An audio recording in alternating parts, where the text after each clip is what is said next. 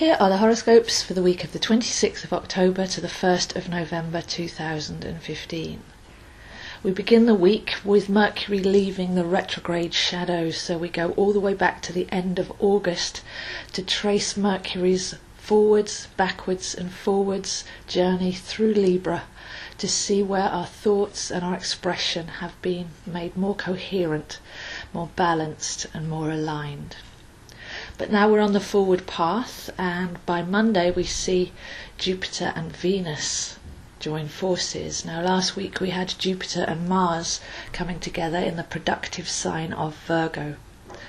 So this was a message of pacing, because although Mars is catalytic and wants to start new ventures, Jupiter's in for the long run and wants to clear the route ahead so that we have the pacing and the priority and the room to move forward slowly and productively. So hopefully last week we learnt how to pace and prioritise, how not to take on too much at once and get ourselves in a spin, but how to actually look forwards to where we want to go, especially after this summer, having had the Venus retrograde showing us where we're coming from before we step forward to where we're going to. So there's a big open space in front of us now, created last week and into this week by Jupiter meeting Mars, and now Venus joins in. So we're going to the heart centre. We're only going to step forward on long-range projects with the rocket fuel to get us there, but things that really matter to us from the heart. So we need to fall in love with what we're doing, what we're being, where we're going and where we've been, in order to stay centred in that place and then look forwards to see the beautiful journey and the landscape ahead that we will be treading. So that aspect continues all week. That's Jupiter, Mars and Venus all together in Virgo, giving us that centre point and that due north, that we have the energy and the pacing and the sustenance and the heartfelt desire to actually walk forwards now on a whole new journey. This is beautiful timing as well, because then on Tuesday we have the full moon in Taurus. So the full moon in Taurus once again takes us back to our heart. It keeps us in the now.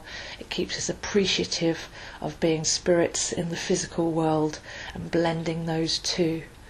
So if you look back to the 18th of May, then that was the Taurus new moon, and you can see where that journey is coming to completion. So the moon in Taurus opposite the sun in Scorpio. It's a very powerful time of year as we align up with the Milky Way and we're heading towards Samhain or Halloween. So very important time of year. It's life, death and rebirth with the Scorpio-Taurus axis. When the full moon comes along, we get to reflect on where we've been and we get to start a whole new cycle. So heading into this Halloween week with the clocks going back. Now that's quite an interesting one. Time and consciousness. How does that affect us? Do we actually even need to do that anymore?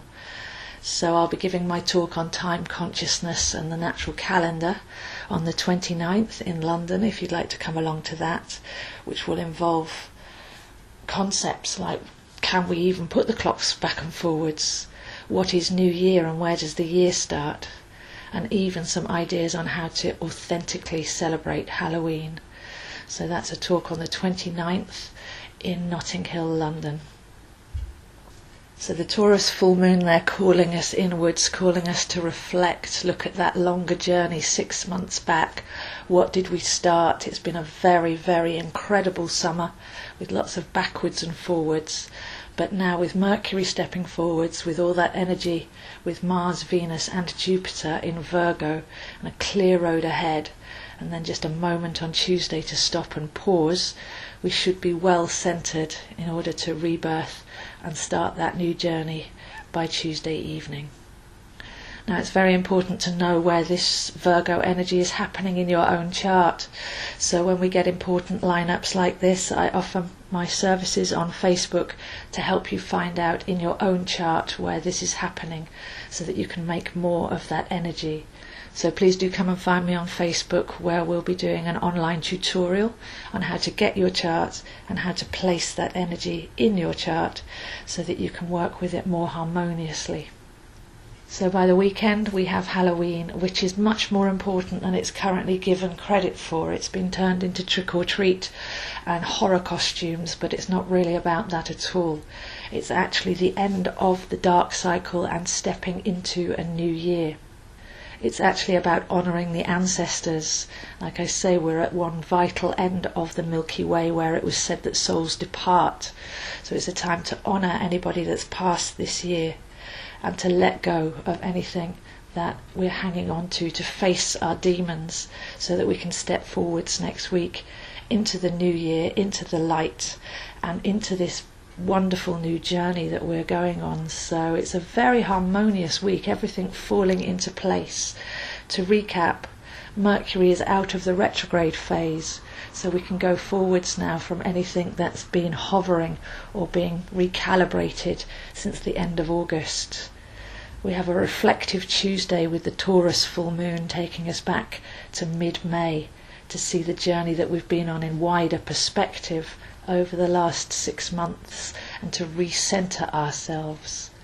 And we have Jupiter, Venus and Mars all in Virgo, calling for heart-centered projects to be paced and planned forwards with passion and dynamism, but being allowed to unfold at their own time. And then we have Halloween, which is the dark, the purification and into the light, the 3-day ritual of rebirth coming in by the weekend. So it's a beautiful week to consider presence, where we've come from, where we're going to, where we're even stepping out from, and making sure that's heart-centered. And harnessing our own consciousness and our own relationship with time and how we step forwards, walking in time with the cycles of the planets and the zodiac. So those are the horoscopes for this week, and I'll see you next week. If you'd like to come to my talk on time and consciousness on the 29th of October, then please do email me zoehines7@gmail.com and I'll send you the details. And if anybody would like to connect more with their chart, you can either come and find me on Facebook to place this Virgo energy and work with that, or maybe even have a one-to-one reading where you can see more about your birth chart and reconnect with your own particular time, portal and map. And if you'd like to plan a journey going forwards, learning astrology or tarot or numerology or any of these beautiful old esoteric subjects at your own rhythm and pace, then I have many courses which are all online, so you can take them anywhere in the world, and they involve a video and some notes and email access so that you can work at your own pace and begin to learn how to read your own chart and how to connect with the energies of these planets as they move and as they show us where we're heading and what we can be doing in the right space and time in order to lead more harmonic lives. So please do contact me, zoehines7@gmail.com.